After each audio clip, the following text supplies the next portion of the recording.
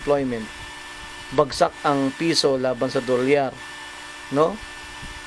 Pabagsak na ang stocks, no? Ang Philippine Stock Exchange natin. Kulay pula na lahat, no?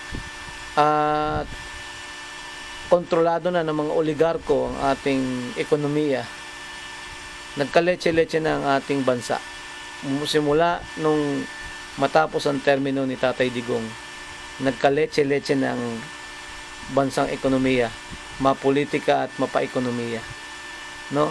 So dapat sana magkaroon na ng panibagong leader ngayon ng pinuno, magkaroon na ng bagong presidente, no? Hindi puro kamukha nito, puro gulo. So biro nyo, May 11 nagsimula yung kaguluhan, May 11, May 12, May 13 na ngayon, May 14 na bukas, no? Ang tagal na. Alright? So yung mga kababayan natin diyan na tatanga-tanga at pumapanig diyan sa kabila, no? Siguro magunos dili kayo.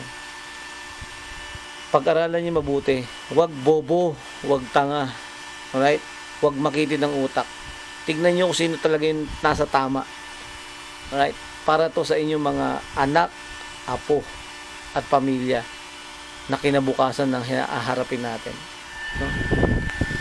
Okay, so hanggang dito na lang guys. So please subscribe, watch, like, share, and comment po my YouTube channel.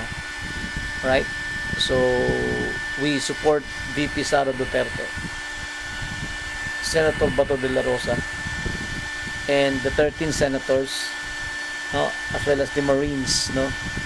Lahat yan ng kapanalig natin. So God bless us all. God bless you guys, and stay safe. Bye-bye.